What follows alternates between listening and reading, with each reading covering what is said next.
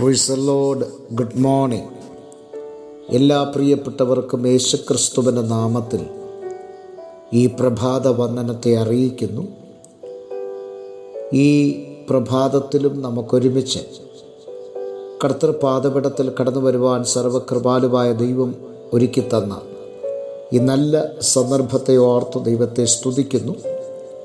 പതിവ് പോലെ പ്രഭാത ചിന്തയ്ക്കായി വളരെ ആകാംക്ഷയോടെ കാത്തിരിക്കുന്ന എൻ്റെ എല്ലാ മാന്യ ശ്രോതാക്കൾക്കും യേശുക്രിസ്തുവിൻ്റെ നാമത്തിലുള്ള പ്രഭാത വന്ദനത്തെ അറിയിക്കുകയാണ്.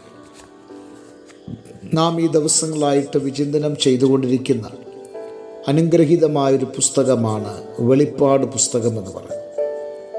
അതിൽ ദർശനത്തെക്കുറിച്ചുള്ള ഒന്നാമത്തെ പാർട്ടാണ് നമ്മൾ ശ്രമിച്ചുകൊണ്ടിരിക്കുന്നത്. ആ ഒന്നാമത്തെ പാർട്ടിൽ കഴിഞ്ഞ ദിവസം ഞാൻ പറഞ്ഞു നിർത്തിയത് യേശു ക്രിസ്തു ഈ പദങ്ങളുടെ അർത്ഥമാണ്. യേശു എന്ന് പറയുന്ന ദൗത്യം ഈ ലോകത്തിൽ തീരുകയും മരിച്ചവരുടെ ഇടയിൽ നിന്ന് ഉയർത്തെഴുന്നേറ്റത് ക്രിസ്തു ആണ് എന്നും നമുക്ക് മനസ്സിലാക്കുവാൻ കഴിയും.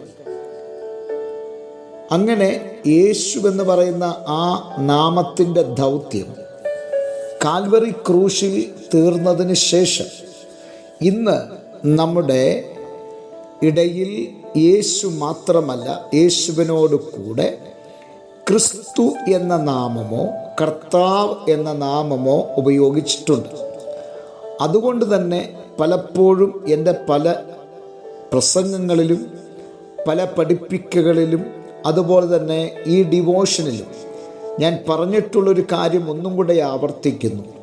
നമ്മൾ പ്രാർത്ഥിച്ച് നിർത്തുമ്പോൾ അത് യേശുവിൻ്റെ നാമത്തിൽ എന്ന് പറഞ്ഞല്ല അവസാനിപ്പിക്കേണ്ടത്, മറിച്ച് ഒന്നെങ്കിൽ കർത്താവായ യേശുവിൻ്റെ നാമത്തിൽ നിന്നോ അല്ലെങ്കിൽ ക്രിസ്തുവേശുവിൻ്റെ നാമത്തിൽ നിന്നോ എന്ന് വേണം നാം നമ്മുടെ പ്രാർത്ഥന അവസാനിപ്പിക്കുവാൻ.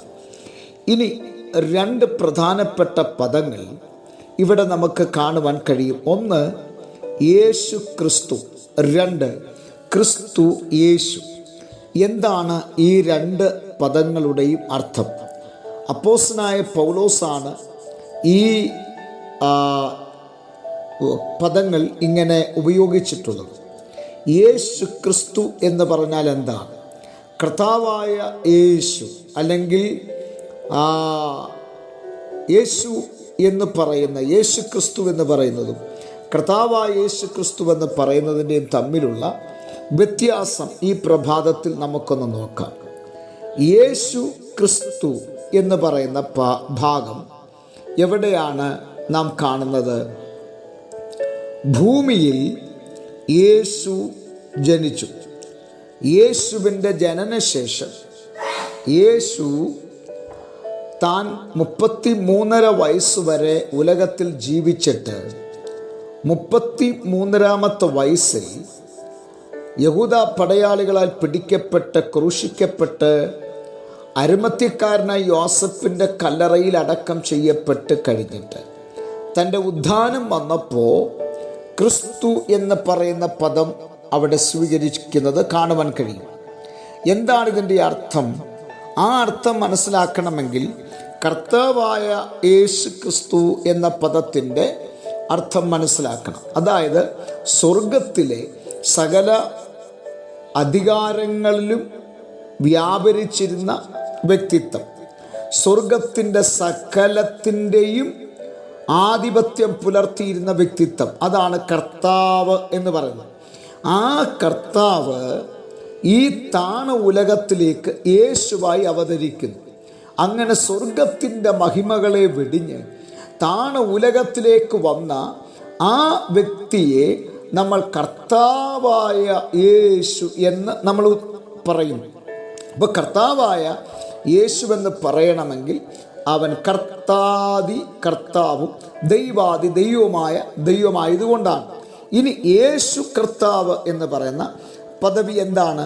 യേശു എന്ന് പറയുന്ന ആ നാമത്തിൽ നിന്നും ആ പദവിയിൽ നിന്നും വീണ്ടും കർത്താവ് എന്ന പദവിയിലേക്ക് ഉയർത്തപ്പെട്ടു. അതായത് സ്വർഗത്തിലെ സകല അധികാരങ്ങളെ വെടിഞ്ഞിട്ട് താണു ഉലകത്തിലേക്ക് വന്ന് മനുഷ്യനായ ജീവിതത്തെ രൂപാന്തരപ്പെടുത്തി പാപത്തിൻ്റെ ചങ്ങലകളിൽ നിന്ന് വിടുവിച്ച് ആ ദൗത്യം ഏറ്റെടുക്കാൻ കർത്താവായിരുന്നവൻ യേശുവായി അവതരിക്കുകയും വീണ്ടും മരിച്ചവരെയും ജീവിച്ചിരിക്കുന്നവരെയും ന്യായം വിധിപ്പാനായിട്ട് അവൻ യേശുവായിരുന്നവൻ വീണ്ടും കർത്താവായി സ്വർഗത്തിലേക്ക് പോകുന്ന ആ രംഗത്തെയാണ് ഈ രണ്ട് പദങ്ങൾ കൊണ്ട് വിവക്ഷിക്കുന്നത്. ആകയാൽ ഇതിൻ്റെ ബാക്കി ഭാഗം കൂടെ നാളെ പ്രഭാതത്തിലുണ്ടായിരിക്കും.